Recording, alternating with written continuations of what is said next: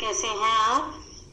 आज हम एक बहुत ही खूबसूरत कविता पढ़ेंगे जिसमें एक 10 से 11 साल की बच्ची के मन की बात है। जिसमें एक 10 से 11 साल की बच्ची की मन की बात दिखाई देती है कि वह क्या सोचती है, उसके सोचने का नजरिया क्या है। अक्सर जब वो आसमान में देखती है तो क्या क्या सोचती है, और जो उसे आसमान में रात को चमकता हुआ नजर आता है चांद, उसके बारे में उसकी क्या प्रतिक्रिया है, क्या विचार है। तो आइए पढ़ते हैं कविता चांद से थोड़ी सी गप्पे। गोल है खूब मगर आप तिरछे नजर आते हैं जरा, आप पहने हुए हैं कुल आकाश तारों जड़ा, सिर्फ मुंह खोले हैं अपना गोरा चिट्टा गोल मटोल, अपनी पोशाक को फैलाए हुए चारों सिंथ। आप कुछ तिरछे नजर आते हैं, जाने कैसे, खूब है गोकी वाह जी वाह, हमको बुद्धू ही निरा समझा है। हम समझते ही नहीं जैसे कि आपको बीमारी है। आप घटते हैं तो घटते ही चले जाते हैं, और बढ़ते हैं तो बस यानी कि बढ़ते ही चले जाते हैं। दम नहीं लेते हैं जब तक बिल्कुल ही गोल ना हो जाए, बिल्कुल गोल। यह मरज आपका अच्छा ही नहीं होने में आता है। तो देखिए, यह थी कविता चांद से थोड़ी सी गप्पे। इसमें एक लड़की चांद से गप्पे करे। गप्पे क्या होता है? बातें करना। जब आप अपने मन की बातें या थोड़ी इधर उधर की बातें किसी से करते हैं, आप अपनी भावनाएं, अपने मन के विचार दूसरों से अभिव्यक्त करते हैं, तो उन्हें गप्पे कहा जाता है।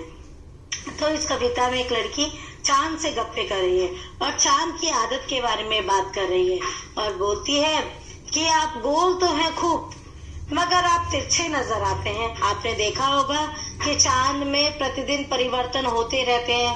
पहले गोल होता है, फिर उसके बाद धीरे धीरे छोटा होता जाता है, फिर एकदम एक दिन पूरा गायब हो जाता है, जिसे आप अमावस्या बोलते हो, और जिस दिन वो पूरा हो जाता है गोल, उसे पूर्णिमा बोलते हो। तो जो ये चांद के घटने बढ़ने की प्रक्रिया है, ये इस छोटी सी बच्ची को समझ नहीं आ रही है। वो उस चांद को बोलती है कि आप पूरा आकाश पहने हुए तारों जड़ा मतलब आपके आकाश में आपके जो कपड़े आपने पहने हुए हैं, आपने तो पूरा आकाश पहना हुआ है चांद ने, और आपके दामन में, आपके आकाश में तारे जड़े हुए हैं, क्योंकि चांद के आसपास तारे लगे होते हैं ना। आपने रात को जरूर देखा होगा। तो वो बोलती है बच्ची कि आपने तो पूरा आकाश पहना हुआ है, और आपके अगल बगल सब जगह आपके कपड़ों में तारे जड़े हुए हैं, सिर्फ मुंह खोले हुए हैं अपना गोरा चिट्टा गोल मटोल, गोरा चिट्टा गोल मटोल, अपनी पोशाक को फैले हुए चारों सिंध। आप कुछ तिरछे नजर आते हैं, जाने कैसे। तो बोलता है कि आप अलग अलग तरीके के, अलग अलग आकार के रोज नजर आते हैं, यह कैसे होता है? वाह जी वाह, हमको बुद्धू ही निरा समझा है। कहते हैं कि जो आप अलग अलग आकारों में नजर आते हैं, क्या तुमने हमें बुद्धू समझा है? वह बच्ची चांद को बोल रही है कि तुमने हमको बुद्धू ही निरा समझा है। निरा मतलब पूरा बुद्धू समझा है हमें, कि हमें समझ नहीं आता कि आपको एक ये भयानक बीमारी है। देखिए, चांद को ये बच्ची बोल रही है कि आपको एक बीमारी है। कैसी बीमारी? कि जैसे आप घटते हैं तो घटते ही चले जाते हैं, और बढ़ते हैं तो बढ़ते ही चले जाते हैं, और तुम तब तक दम नहीं लेते हो, तब तक तुम पीछे नहीं हटते हो, जब तक पूरे गोल नहीं हो जाते हो। यह मर्ज यानी बीमारी, मर्ज। तो यह मर्ज जो यह बीमारी है आपकी, ठीक होने में ही नहीं आती है। आप घटते हो तो घटते ही चले जाते हो। जैसे कभी किसी इंसान को बीमारी होती है ना, कि जिसका वजन घटता है तो घटते ही चले जाता है, या किसी का वजन बढ़ता है तो बढ़ता ही चले जाता है।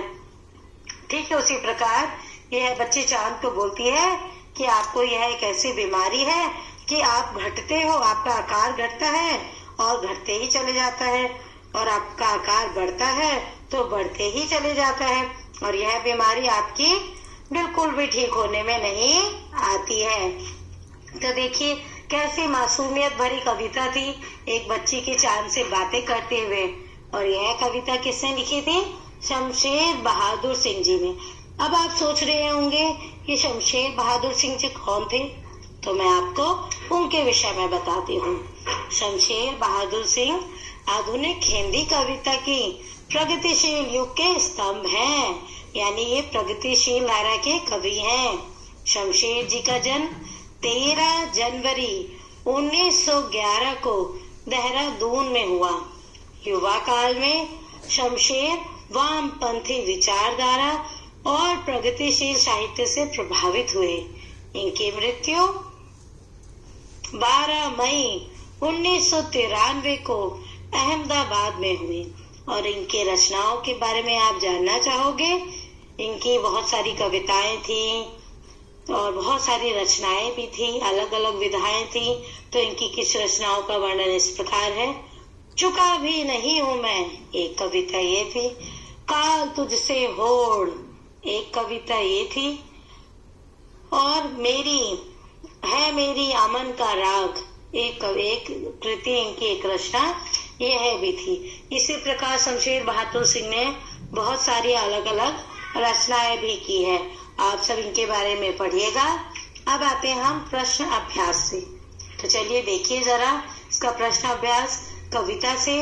तो देखिए पहला प्रश्न, आप पहने हुए हैं कुल आकाश के माध्यम से लड़की कहना चाहती है कि क, चांद तारों से जड़ी हुई चादर ओढ़कर बैठा है। ख, चांद की पोशाक चारों दिशाओं में फैली हुई है। तुम किसे सही मानते हो?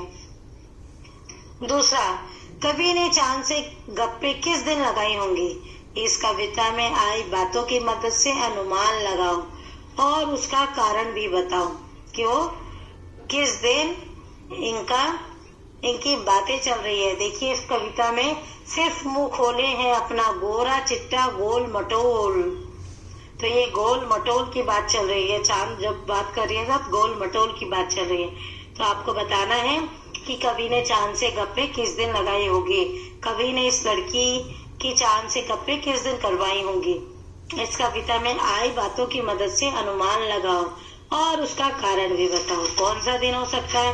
पूर्णिमा, अष्टमी से पूर्णिमा के बीच, प्रथमा से अष्टमी के बीच। और आपको कारण भी लिखना है। फिर तीसरा, नई कविता में तुक या छंद के बदले बिंब का प्रयोग अधिक होता है। अब देखिए बिंब क्या होता है। बिंब वह तस्वीर होती है जो शब्दों को पढ़ते समय हमारे मन में उभरती है।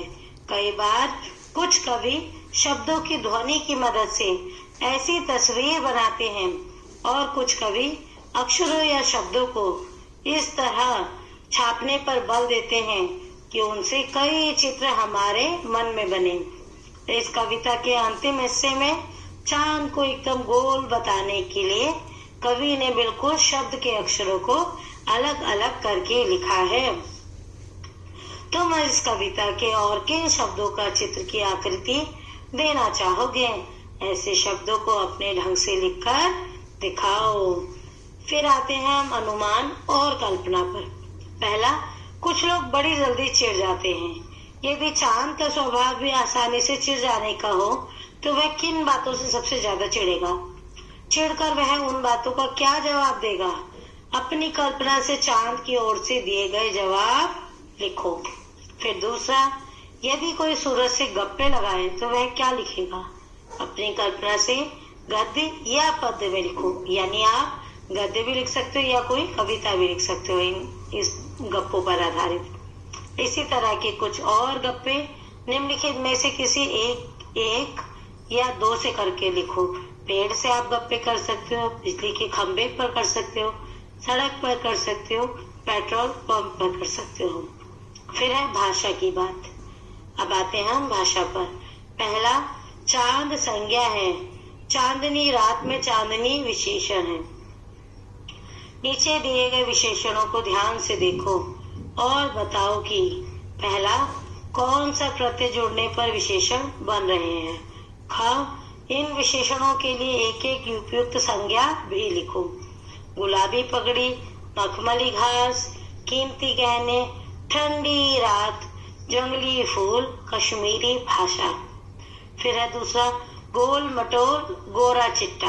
कविता में आए इन शब्दों के जोड़ों में अंतर यह है कि चिट्टा का अर्थ सफेद है और गोरा से मिलता जुलता है, जबकि मटोल अपने आप में कोई शब्द नहीं है, यह शब्द मोटा से बना है। ऐसे चार चार शब्द युग्म सोचकर लिखो और उनका वाक्य में प्रयोग करो। तीसरा, बिल्कुल गोल। कविता में इसके दो अर्थ हैं, गोल आकार का और दूसरा गायब होना। ऐसे तीन और शब्द सोचकर उनसे ऐसे वाक्य बनाओ जिनके दो दो अर्थ निकलते हो, यानी आपको अनेकार्थी शब्द ढूंढने हैं। फिर है चौथा, ताकि, जबकि, चूंकि, हालांकि। कविता की जिन पंक्तियों में ये शब्द आए हैं उन्हें ध्यान से पढ़ो। ये शब्द दो वाक्यों को जोड़ने का काम करते हैं। इन शब्दों का प्रयोग करते हुए दो दो वाक्य बनाओ। पांचवा, गप, गपशप, गप्पबाजी। क्या इन शब्दों के अर्थों में अंतर है? तुम्हें क्या लगता है? लिखो। फिर है कुछ करने को।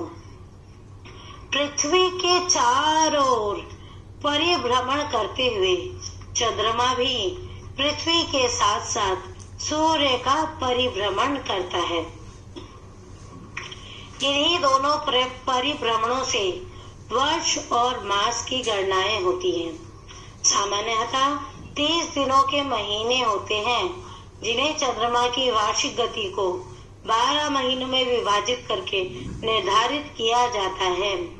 30 दिनों में 15-15 दिनों के दो पक्ष होते हैं। जिन 15 दिनों में चंद्रमा बढ़ते बढ़ते पूर्णिमा तक पहुंचता है उसे शुक्ल पक्ष, और जिन 15 दिनों में चंद्रमा घटते घटते अमावस्या तक पहुंचते हैं उसे पहुंचता है या तक जाता है उसे कृष्ण पक्ष कहते हैं। इसी तरह एक वर्ष के 12 महीनों में 6 माह के 2 अयन होते हैं। जिन 6 महीनों में मौसम का तापमान बढ़ता है उसे उत्तरायण, और जिन 6 महीनों में मौसम का तापमान घटता है उसे दक्षिणायन कहते हैं। संवत के 12 महीनों के नाम इस प्रकार है: चैत, वैशाख, ज्येष्ठ, आषाढ़, श्रावण, भाद्रपद, आश्विन, कार्तिक, मार्गशीर्ष, पौष, माघ, फाल्गुन।